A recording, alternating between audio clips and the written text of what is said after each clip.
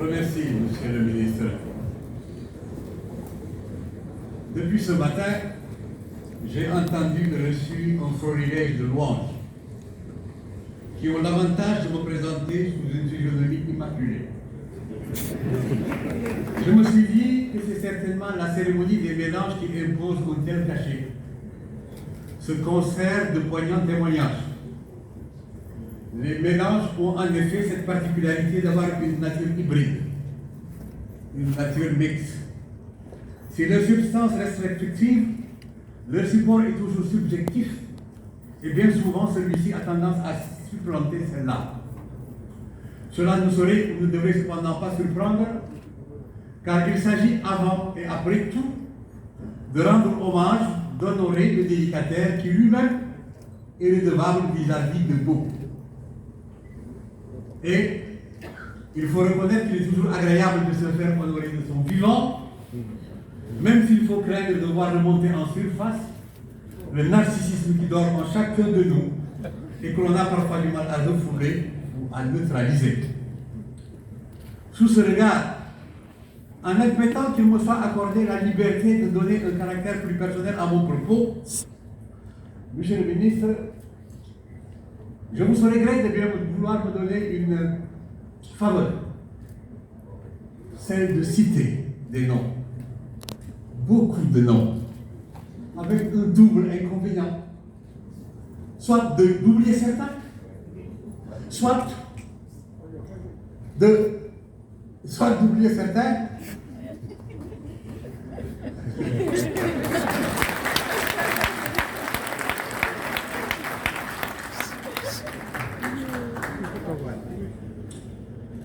Mais ce que j'oublie, en réalité, ils ne sont pas oubliés, c'est une simple défaillance de mémoire, mais pas rejet du cœur. C'est pourquoi, monsieur le ministre, j'insiste à avoir la liberté de rappeler tous ceux avec qui j'ai collaboré. Et ils sont nombreux. D'abord parce que des cérémonies de ce genre, ça ne se devrait pas tous les jours. Par ailleurs, je crois que c'est peut-être la dernière fois que j'ai une audience d'un auditoire aussi relevé. Donc il faut en profiter par ça. Je voudrais, avec cette autorisation, commencer mon propos par une page sombre. Je me sens en effet le devoir d'avoir une pensée pieuse à l'égard des gens qui auraient pu être présents à la cérémonie d'aujourd'hui, mais qui malheureusement ont été arrachés à notre affection. En se rappelant d'eux, je sais vous faire supporter une macabre litanie. Il s'agit au-delà de nos ascendants, de Thiès, de Saint-Louis. Et en citant dans le désordre, Joseph Issa Saïd, Gaïd Defé, Cheikh Sidiane Diakhaté, Elie Madior Fall, Moustapha Souran, Dominique Sarr, Moustapha Jaroch Ndiaye, Issa Ndiaye, Fatou Ndiaye, Tabara Ndiaye, Absa Ndiaye, André Isaac Adiba, Jean Aguida Ndiaye, Ibrahima Ndiaye, Daouda Touré, Seynabou Gueye, Adama Diallo, Ibrahima Ty, Ibrahima Diouf, Marcel Mendy, Kader Gueye, Amadou Lamine Sarr, Mamadou Ba Bouskier, Abdourahmane Kamara, Kodou Kamara et tant d'autres encore. Chacune de ces personnes, et cela vaut pour chacun d'entre nous avec les siens, a emporté avec elle une partie de notre vie, nous contraignant ainsi à prendre davantage conscience qu'il ne nous en reste pas beaucoup. Au-delà des prières, il nous faut certainement rendre grâce à qui de droit, tout en retenant que notre passage est déjà synchronisé, sans pour autant faire disparaître l'incertitude qui l'accompagne à chaque instant.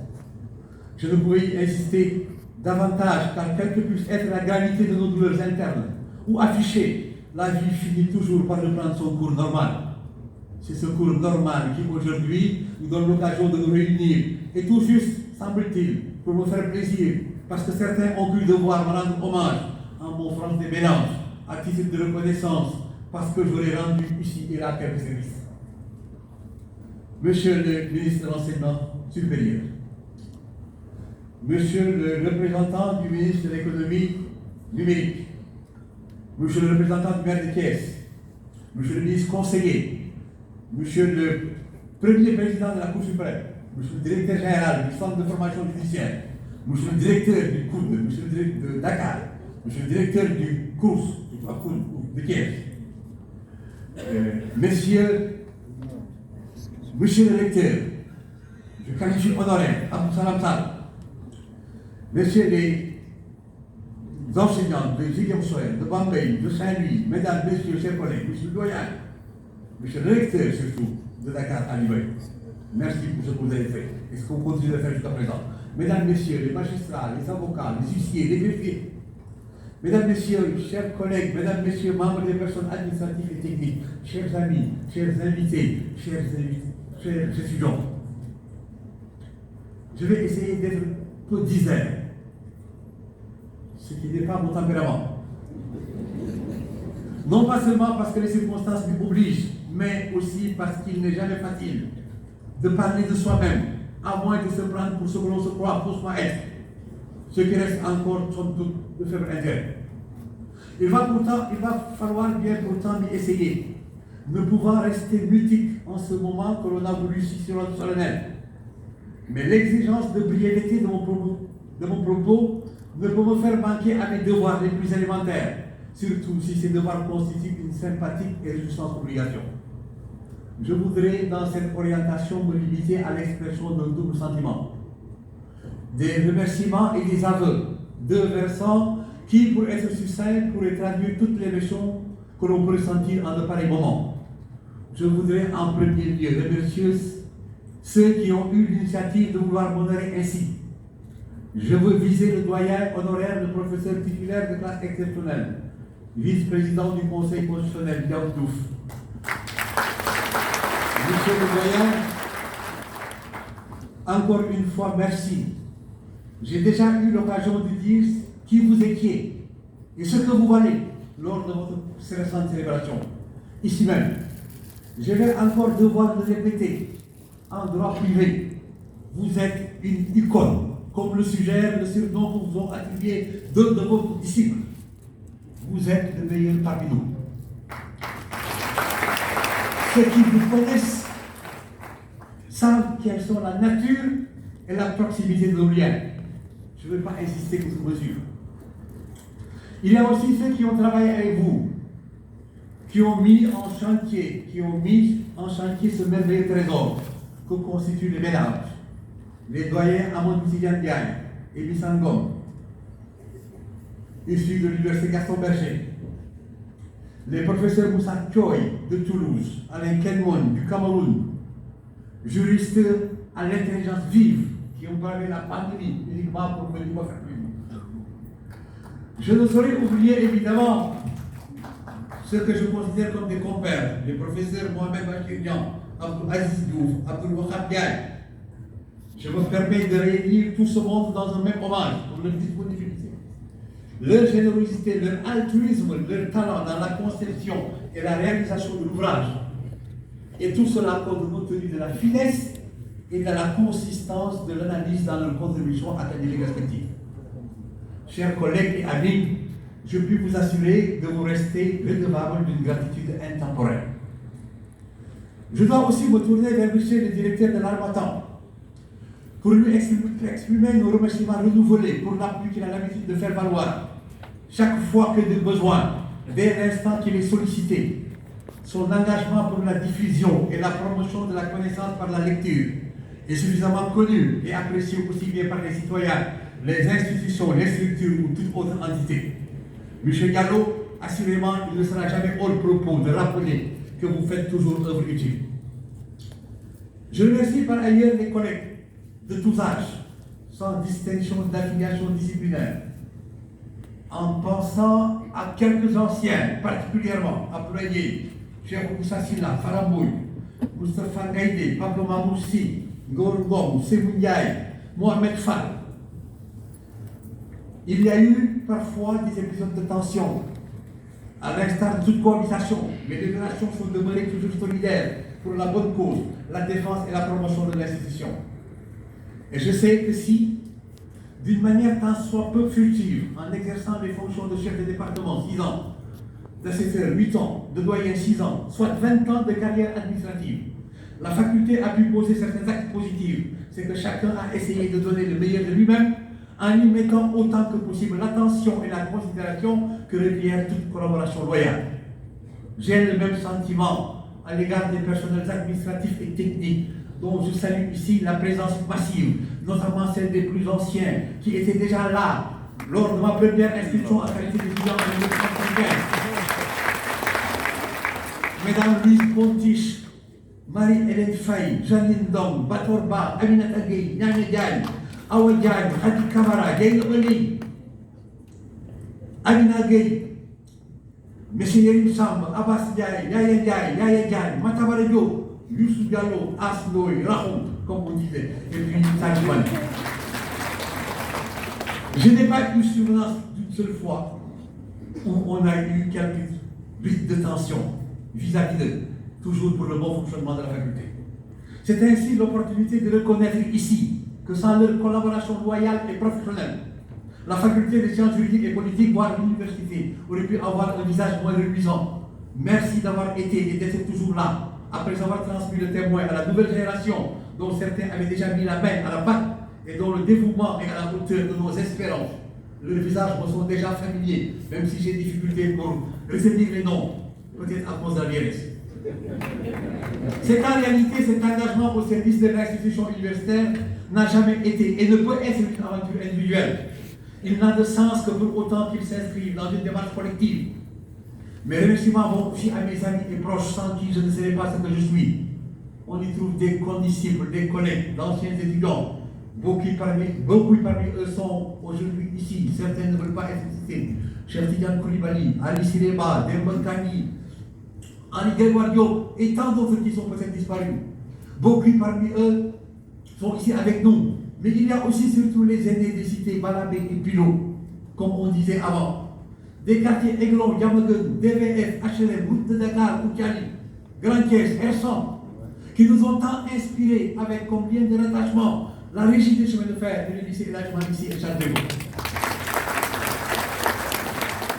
Il faut aussi signaler les moments fructueux passés à Poitiers, ville universitaire de renom, et aux rencontres fortuites qui finissent par sceller de solides amitiés avec Moustapha Tal, Alassane Diagne, Khalil Diagne, Ahmed Diagne, Elimanel Diop, Seydou Diallo, Touman Sissé, Hassan Sissé, Mor Guénard, Mor Diol, que je suis toujours heureux de retrouver comme aujourd'hui. Il reste bien sûr ceux avec qui j'ai toujours été depuis plus de 50 ans, qui se font appeler l'équipe du dimanche, en raison de notre travail dominical, que seule la pandémie a pu interrompre. Ces 40 ans ou plus de compagnonnage, de raffermissement, de consolidation d'une amitié et d'une fraternité qui ont su résister aux vicissitudes du temps. Je sais, parce que je le sens, que c'est surtout avec eux et grâce à eux que je me réjouis le plus, que le stress et autres situations inhérentes, la ville de Dakar s'étire corps plus facilement. Je les entends, je les vois, je ris avec eux, parfois on pleure. Mais pour moi, c'est le meilleur des natifs. Vivement que l'on se retrouve bientôt dans nos séances hebdomadaires de forte communion. C'est pour dire ô combien le soutien et la bienveillante fidélité de ces gens-là peuvent être précieux. Évidemment, je rends hommage à ma famille, tout particulièrement à mes parents, pour l'affection dont ils m'ont entouré et pour les valeurs qu'ils m'ont transmises, d'engagement, de fidélité, de respect des autres, d'humanisme, de goût de l'effort et de dépassement de soi. Quoique je ne puisse avoir la prétention de croire un seul instant les avoir toujours suivis ou entendus. Il y a aussi la belle famille, celle des enfants et de moi-même. Diallo, Baro,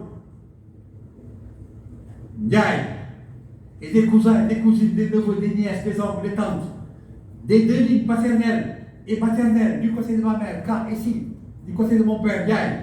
Ils sont pratiquement tous ici présents. Ils n'ont cessé de manifester à mon égard tout ce que l'on peut attendre de parents proches. Ils m'ont toujours encouragé et soutenu sans discontinuité et parfois en toute discrétion.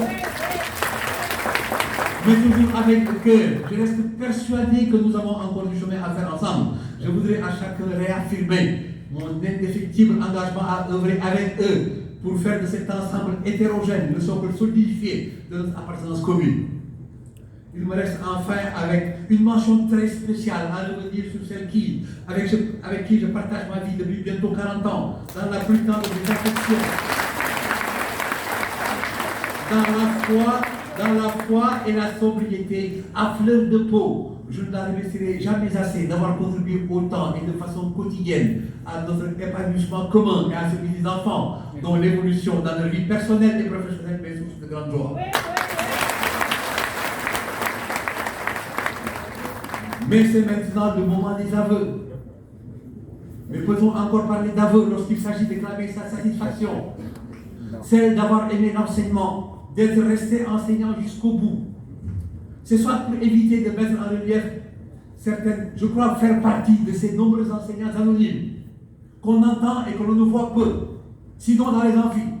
C'est soit pour éviter de mettre en relief certaines incommodités susceptibles de desservir, soit plus simplement pour se mettre à l'abri des lumières, surtout celles qui éblouissent plus qu'elles n'éclairent en cette période de post-modernité accompagnée de ces diverses turbulences.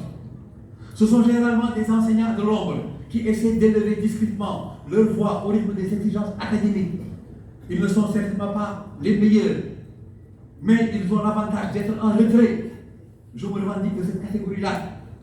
J'aurais été certainement un piètre avocat pour me savoir fort éloigné de l'envergure du bâtonnier Maître Koïta, Modi Kenyan, Suleiman Nenyan, Papa Leiti, Maître Kanjo, Eugénie Issa Saïd, Borso Pouy, Mamadou Gueye, Oumaï Gueye, Ibrahima Diawara, Mamadou Diaw, voire même les plus jeunes, Abdul Biranwan, Samba Bitey, Sey Papa Jean, Demba Siré Bakili, Youssoufa Kamara, Fatima Tassal et tant d'autres encore. J'ai aussi dû être le meilleur magistrat. Si on se fie aux réactions et aux échos médiatiques de l'époque, quoique cela semble être devenu des périodes récurrentes pour ceux qui ont parfois dans la justice, surtout constitutionnelle, une perception circonstancielle. Mais je crois, sur ce chapitre, pouvoir dire en avoir tiré une des meilleures expériences, par l'enrichissement articulé autour de la réflexion et de l'action, et grâce à la confiance et à l'appui d'un président de juridiction aux qualités humaines exceptionnelles, je vous cite Cheikh Tidiane Diakhaté et aux autres membres aujourd'hui tous disparus. J'ai pour cette équipe une pensée à la fois pieuse et révérencielle pour les moments vécus ensemble. Aujourd'hui, ce dont je reste convaincu, c'est d'avoir été et d'être demeuré un enseignant. J'ai sans aucun doute subi l'influence de plusieurs professeurs qui m'ont initié et fait aimer le droit, ou tout simplement qui n'ont cessé de m'inspirer. Guy Adjité Kwasigan, Abdelkader Boy, Joseph Issa Saïd, Babacar Kanté, Céline Diop, Jean Sabatier, Raymond Leger, Philippe Rémy, Christian Akias, Guy Raymond, Gérard Benito, Philippe Le Tourneau. J'ai voulu être comme eux, à défaut de me rapprocher d'eux, alors que rien ne m'y prédisposait, à part une passion excessive pour la littérature, y compris celle des romans roses et des bandes dessinées, à l'époque appelées aventure, en plus de léger penchant. En plus de léger penchant pour les langues, dont certaines ont pu être qualifiées de mortes. Ce n'est donc pas dans la douceur de notre traversée des pavillons A, D ou E. Et le premier président de la Cour suprême pour en témoigner de la faculté et d'économie s'est fait. C'est plutôt par des efforts soutenus, parfois laborieux, que certains ici présents et moi-même avons dépassé les obstacles majeurs sur le chemin de la maîtrise en droit. À l'époque, ces hommes attitrés pour l'accès à des fonctions prestigieuses. Certains parmi nous ont poursuivi leurs études de troisième cycle, essentiellement à l'étranger. Ndiaw Diouf, Moïse Gayaga, Amadou Faye, Elhadji Boy, Mamadou Niang, Bossé Mbaye et moi-même pour le droit, Abdoulaye Yaye, Ibrahima Diop pour l'économie, avant de nous suivre le doyen Adama Diaw et Mamadou Dansokho. On est revenus presque tous ensemble pour devenir immédiatement enseignants. La recherche d'emploi n'ayant pas encore atteint sa dimension critique d'aujourd'hui, et la coopération en matière d'enseignement supérieur soumise à un désengagement qui s'annonçait irréversible. C'était déjà en 1982. Le métier de professeur a des aspects ingrats qu'il peut être inutile de rappeler ici, mais je n'ai jamais cessé de croire qu'enseigner est une activité gratifiante à plusieurs égards. Au-delà de la convivialité ou de l'amitié qui se tisse avec des collègues de disciplines ou de facultés différentes, Makourey, Abdou Salam Sall, le lecteur qui m'a propulsé dans le management, Ousmane Faye, doyen Pierre Sarr, doyen Mamadou Kandji, Pape Ndaw, Thierno Cissé, Bento Robaye, doyen Bachir Wade, Ibrahima Dankoko, Joseph Cabral, Mamadou, Bokar Sall, Salif Sade Sall, doyen Bouna, le lecteur Salou Ndiaye, le lecteur Ibrahima Thioub, Fanny Ndiaye. Je reconnais avoir eu très tôt, néanmoins, une appétence toute particulière pour l'enseignement. Il me semblait, j'ai toujours aimé me retrouver dans les amphis. Surtout ceux du premier cycle. première et deuxième année, cycle pourtant redouté par beaucoup de mes collègues en raison de leur fougueuse intempérance. Je profite de l'occasion pour remercier le département de droit privé, en plus du doyen évident à la santé, d'avoir autorisé à revenir en première année. Il me semble en effet que c'est à ce niveau que la formation des jeunes esprits pouvait être décisive. J'en reste d'ailleurs toujours convaincu. Vous êtes dans l'amphi, vous faites cours, ils sont nombreux, bruyants. Ils ont par ailleurs l'avantage des miracles ou des mirages des technologies contemporaines. Mais le droit est tout nouveau pour eux, avec son langage parfois ésotérique. Ils le découvrent ainsi, ils ont besoin de connaissances, ils veulent savoir. Il faut d'abord connaître la règle de droit en l'identifiant avant d'essayer de pouvoir la comprendre pour la faire mieux appliquer. La connaissance et la compréhension constituent les deux mamelles du savoir juridique. Ignorer l'une, c'est dénaturer l'autre. Elles doivent aller ensemble. C'est une proximité plus ténue que le lien de gémellité. Il y a aussi parfois des questions délicates, techniques, comme disent certains, notamment Abdul Aziz Diouf et Bachirian. Questions techniques, comme ils disent. Les étudiants attendent de vous que vous apportiez la clarté. Ils ont envie de comprendre. Vous parlez haut et fort. Bien pour certains, vous sentez qu'ils vous suivent, que vos propos passent. L'auditoire vous comprend. Vous réussissez à rendre clair ce qui ne l'était pas. À cet instant-là, il existe une sorte d'osmose silencieuse avec l'amphi. Ce sont des moments qui arrivent de temps en temps, qui mériteraient d'arriver plus souvent, mais même épisodiques, cela mérite d'être vécu. Transmettre la clarté, c'est le plaisir d'enseigner, bien qu'il puisse m'arriver de me demander, pas seulement avec les étudiants d'ailleurs, si ce n'est pas moins la force de l'argument que l'élégance ou la beauté prétendue du verbe qui sublime. Mais peu importe. L'essentiel, c'est de voir que le message est passé, qu'ils ont compris. Il est certes d'autres aspects tout aussi agréables du métier de professeur. Je pourrais en citer arbitrairement 2 illustrations. Il n'est pas rare de rencontrer ici, ou parfois à des milliers de kilomètres du Sénégal, quelques années après leur entrée dans la vie professionnelle, d'anciens étudiants qui vous assurent fermement que votre enseignement a été parmi les facteurs positifs de leur parcours. D'autres viennent tout juste vous dire bonjour, pour vous rappeler qu'ils ont 20 ans, 10 ans, 15 ans, 30 ans plus tôt, suivi vos cours, traduisant ainsi souvent et implicitement leur reconnaissance, bien qu'en réalité, nous savons n'avoir fait que notre devoir. Mais cela reste aussi une sensation qui demande à être connue. Il y en a une autre plus vive, plus intense, plus exceptionnelle, qui pourrait être considérée comme le must de la fonction de professeur. Je l'ai ressenti, je m'en délecte aujourd'hui encore. C'est de constater pour s'en réjouir que l'université soit restée ce lieu de la pensée où on cherche à maintenir à un haut niveau d'exigence les 3 versants de notre métier: l'engagement scientifique, la confrontation avec ses pairs et la transmission du savoir aux étudiants. Je crois pouvoir dire que ces mélanges traduisent le témoignage de l'amitié et de la solidarité qui unissent différentes générations de juristes, succédant les unes aux autres, et qui toutes poursuivent le même effort: comprendre et expliquer le droit, le rendre intelligible à tous, éclairer la pratique, aider à faire avancer la justice. En ce qui me concerne, j'ai toujours eu un pensant assez prononcé pour la discussion des opinions apparemment bien assises, qui n'emportent pas toujours ma conviction, même si elle émanait de maîtres avérés. L'essentiel, plus exactement, le peu que j'ai pu écrire est de cette image-là, sur la forme du mariage, sur la permissivité du divorce, sur le sort réservé aux enfants nés hors mariage, sur l'incohérence, en dépit de leur originalité, des options de régime monogamique ou polygamique, sur la nature du cautionnement et la portée de certaines mentions, sur le sort des accords collectifs en cas de succession d'employeurs, sur l'évanescence de l'ordre public que les travaillistes actuels ne veulent pas entendre, me considérant comme un travailliste inactif, sur les incongruités et aspérités du COCC, malgré la mort que je lui porte.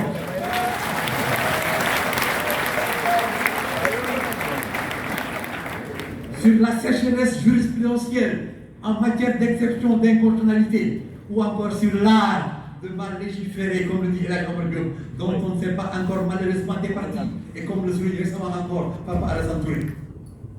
C'est pourquoi je ne me suis point contrarié de subir les rudes assauts d'un collègue pourtant réputé d'être très proche, qui a reçu des enseignements, avec qui je cohabite en toute amitié, voire en toute complicité, dans un bureau qui déjà n'est plus le mien, depuis que les étudiants lui ont attribué d'autorité, en venant lui solliciter le plus souvent, me faisant comprendre ainsi que mon place y était usurpée, à tout le moins juste et toléré. Mais c'est heureux car c'est une véritable dynamique qui est ainsi en cours, avec ce souffle nouveau déclenché par nos jeunes agrégés que nous avons accompagnés et qui aujourd'hui sont assujettis à la même mission que nous.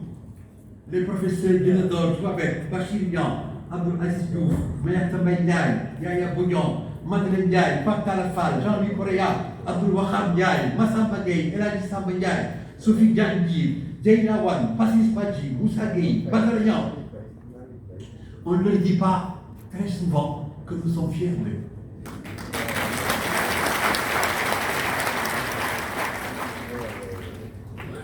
Mais il y a aussi les publicistes. Parce que je crois plus depuis fort longtemps maintenant, après quelques bisbis avec des publicistes, que la distinction qu'il y ait un mur de Berlin entre droit public et droit privé. Abdul Aziz Kébé, Boubacar Ba, Abdourahmane Thiam, Louis Diakhaté, Amadou Abdoulaye Diop, Ali Badr Diop, ils ont tous l'esprit en perpétuel mouvement, avec une plume bien souvent plus aiguisée que la nôtre, font des analyses toujours pertinentes et pénétrantes dans des domaines inédits. Dans des domaines inédits que notre génération n'a pas eu l'heure de découvrir ou d'exploiter. Et si on y ajoute tous ceux qui aujourd'hui sont en train de suivre et d'élargir les sillons, on se serait émerveillé pour moins devant l'étendue de ce périmètre. Fatimata Sonkan, que vous avez entendu, Nogoïtou, Madame Pia, Aramdo, Fatou Diouf, il y en a deux. Fatou Diouf, Ahmed Ndiaye, Christian Diouf, Sidina Ndiaye, Sorna. Ils sont nombreux. Je vais en oublier quelqu'un, mais c'est un oubli de la mémoire, pas de cœur.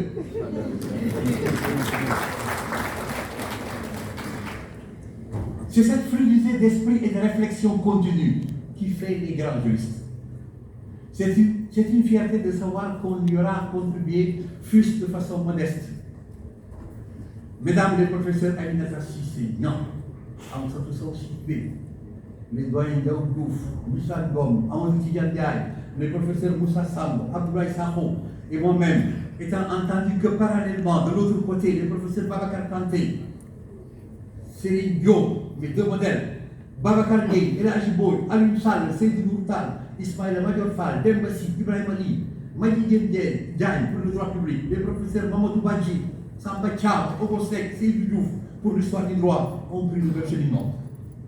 Partager la même chair, le même jury de thèse ou de mémoire avec ses anciens étudiants devenus collègues, ne peut-il pas s'apparenter au grade, au saint grade? Personnellement, c'est une sensation exquise, sublime. C'est ce qui m'a fait davantage aimer le métier d'enseignant. Et je pars, ou plus exactement, je vais partir, tout en ayant la certitude que le passage du relais est assuré.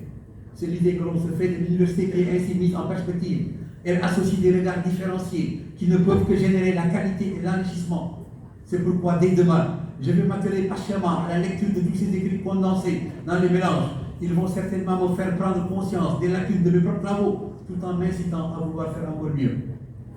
Modestement, je crois pouvoir dire avoir essayé d'élever l'esprit de certains, de susciter quelque intérêt ailleurs et de nourrir la réflexion, notamment auprès des collègues. Je ne suis pas sûr d'y être arrivé, mais je sais que les efforts déployés seront parachevés par ceux qui sont déjà là. Ce qui est largement rassurant pour me faire croire que mon passage à l'université n'aura pas été totalement vain. Mais il se fait tard. Il est temps de s'arrêter pour ne pas en rajouter, surtout après toutes ces envolées pour Domon et déferlantes. Il me reste encore et enfin à remercier d'abord le ministre de l'Enseignement supérieur et tous ceux qui ont contribué à cet ouvrage par le geste, par la parole, par l'écrit, pour l'immense honneur qu'ils me font et le bonheur qu'ils suscitent en ce jour qui ne restera pas une simple réminiscence. Merci à tous. Merci à tous.